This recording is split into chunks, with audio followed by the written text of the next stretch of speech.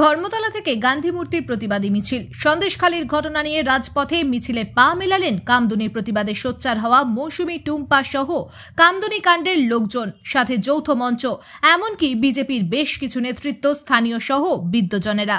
উপস্থিত ছিলেন রুদ্রনীল ঘোষ, শঙ্কুদেব পান্ডারা। মিছিল থেকে আওয়াজ উঠল, এই ঘটনা চিরতরে বন্ধ করতে হবে, দোষীদের উপযুক্ত শাস্তি চাই।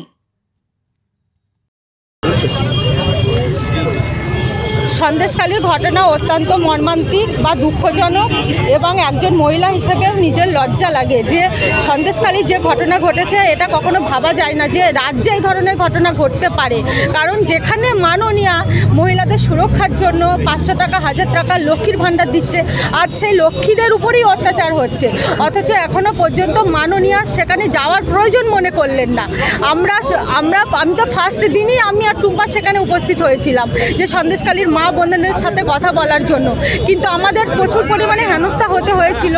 তবুও আমরা সেখানে যাওয়ার চেষ্টা করেছিলাম, বিক্ষোভ করেছিলাম। তো আমরা ওখানে যে মা বোনদের সাথে কথা বললাম, ওরা যেভাবে সব কিছু প্রকাশ করে বলল যে ওদের ওপরে দিনের পর দিন যে অত্যাচার হয়েছে, দিনের পর দিন ওদের মা বোনেদের মেয়েদেরকে ক্লাবে পার্টি অফিসে তুলে নিয়ে যাওয়া হয়েছে, অত্যাচার করা হয়েছে। এটা কোনো গণতন্ত্রের রাজ্যের মডেল হতে পারে না।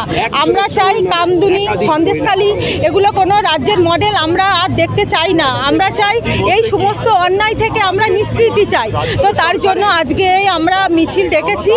আমরা চাইছি যে সন্দেশখালীর যে শেখ শাহজাহান আছে তাকে ইমিডিয়েটলি অ্যারেস্ট করা হোক এবং যারা দোষী তাদের দৃষ্টান্তমূলক সাজা হোক এবং সন্দেশখালীর মা বোনেদের সম্মান রক্ষার এবং তাদের বাঁচানোর জন্য তাদের পাশে সমস্ত মানুষ দাঁড়াক। সরকার তো দাঁড়াবে না। সরকার যেহেতু সন্দেশখালীর শাহজাহান হচ্ছে একটা ভোট ব্যাংক, উনি দাঁড়াবেন না, সরকার দাঁড়াবেন না, সেটা আমরা ভালো করেই জানি। তো আমরা এই সন্দেশখালীর মা বোনেদের জন্য আজ আমরা রাস্তায় নেমেছি, জাস্ট বিচারের জন্য, তারা বিচার পায়।